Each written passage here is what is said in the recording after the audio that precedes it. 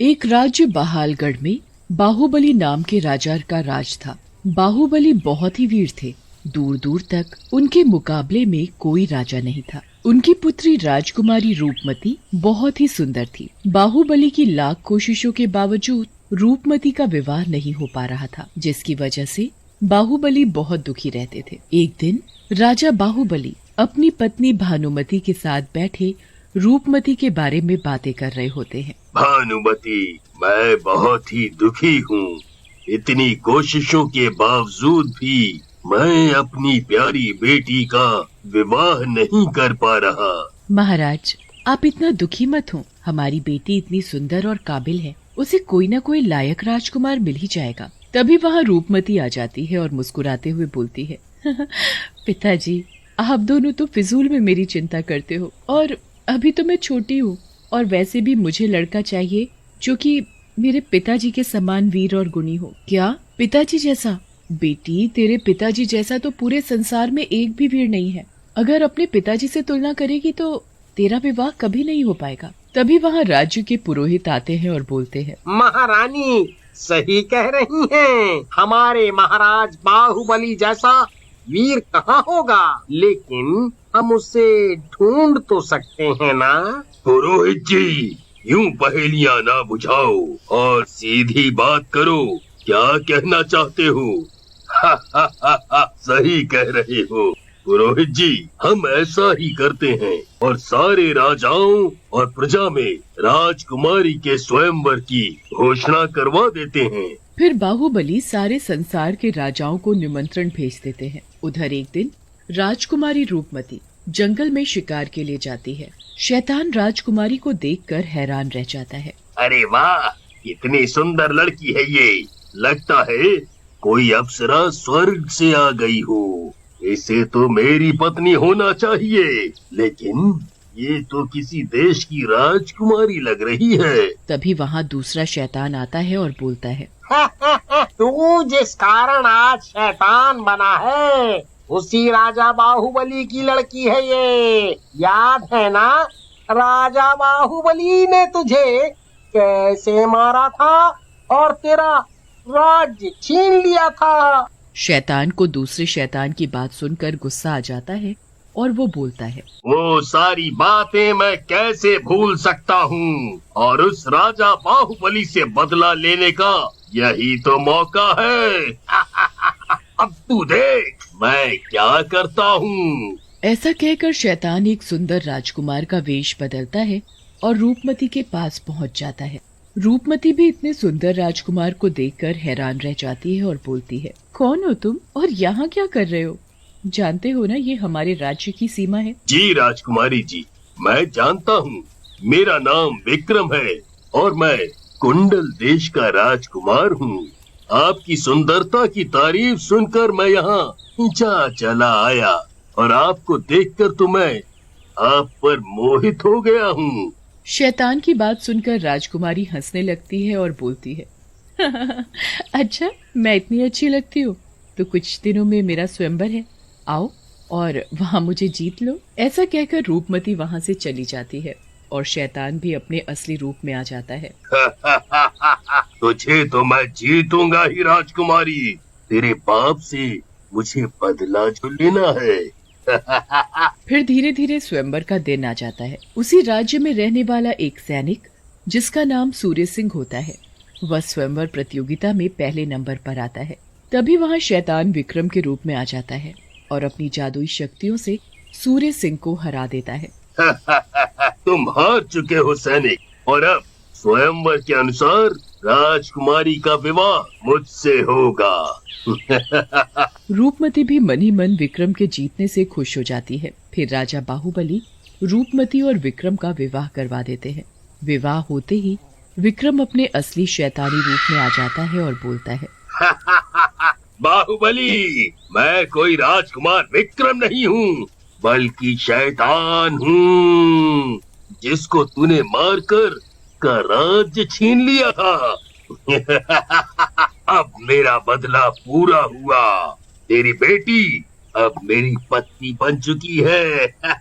दुष्ट शैतान, मैं तुझे छोड़ूंगा नहीं। तू मेरा कुछ नहीं कर सकता। अब तेरे किए का दंड तेरी बेटी भुगतेगी। इससे पहले कोई कुछ करता, शैतान राजकुमारी को लेकर वहाँ से गायब हो जाता है। राजा बाहुबली राजकुमारी को बहुत ढूंढते हैं, लेकिन उन्हें राजकुमारी कहीं नहीं मिलती। तभी वहाँ सूर्य सिंह आता है और उन्हें बोलता है, महाराज, आप ऐसे परेशान न हो और मुझे आज्ञा दें। मैं उस शैतान को ढूंढकर राजकुमारी जी को वापस लेकर आऊंगा।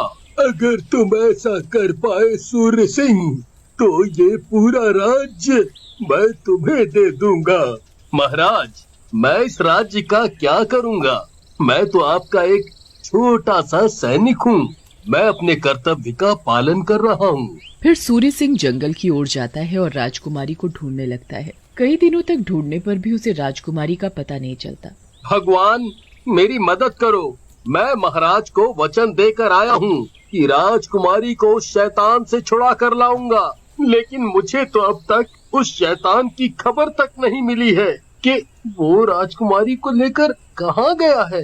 तभी सूर्य सिंह को पहाड़ के पास कुछ इंसानी हड्डियां दिखती हैं। वो उन हड्डियों का पीछा करने लगता है। वो हड्डियां एक गुफा के पास जाकर खत्म हो जाती हैं। सूर्य सिंह को कुछ शक होता है और वो वहीं पर छुप जाता है। हो ना हो, इस गुफा में ही वो शैतान छुपा है और राजकुमारी भी यहाँ है। मुझे यहीं रुककर इस गुफा के खुलने का इंतजार करना चाहिए। कई घंटों के इंतजार के बाद गुफा का दरवाजा खुलता है और उससे शैतान निकलता है। शैतान के जाते ही सूर्य सिंह गुफा के अंदर चला जाता है। अंदर जंजीरों में कैद राजकुमारी रूपमती उसे दिखती है।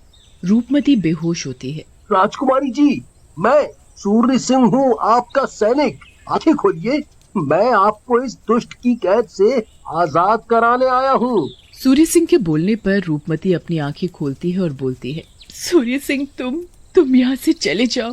ये शैतान बहुत ताकतवर है। ये इंसानों को मारकर कहा जाता है। तुम इससे नहीं जीत पाओगे। तुम यहाँ से चले जाओ। इस पर किसी भी वार का कोई असर नहीं होता। इसके शरीर में इसकी जान नहीं है।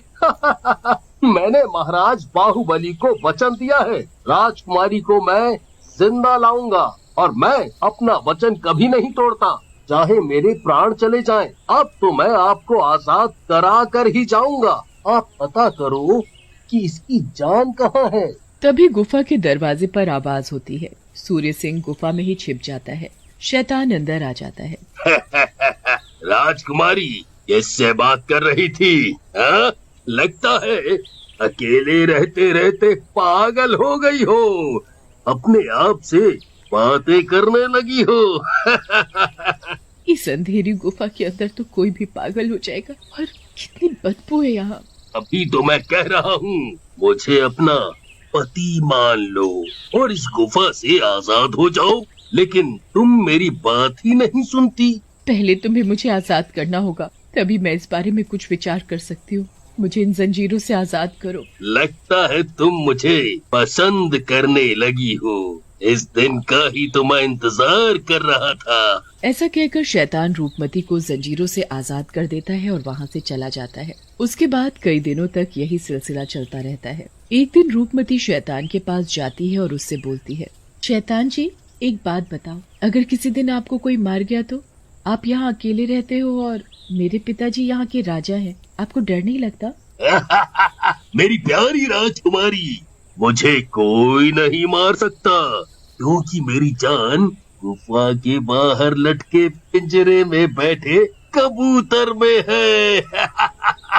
जब तक कोई उस कबूतर को नहीं मारेगा, मुझे भी कोई नहीं मार पाएगा। ऐसा सुनकर सूर्य सिंह बाहर आ जाता है और बोलता है, दुष्ट शैतान, अच्छा हुआ तूने अपनी मौत का राज खुद ही बता दिया।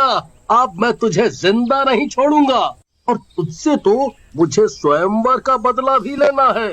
तूने मुझे धोखे से जो हराया था। राजकुमारी, तुमने मेरे साथ धोखा किया। मैं तुम्हें जिंदा नहीं छोड़ूंगा, मैं दोनों को मार डालूंगा। लेकिन तब तक सूर्य सिंह उस कबूतर को पकड़कर उसकी गर्दन तोड़ देता है। गर्दन टूटते ही शैतान की भी मौत हो जाती है। फिर सूर्य सिंह राजकुमारी को लेकर बाहुबली के पास पहुंचता है। फिर महाराज बाहुबली सूर्य सिंह और राजकुमारी रूपमती का विवाह कर देते हैं।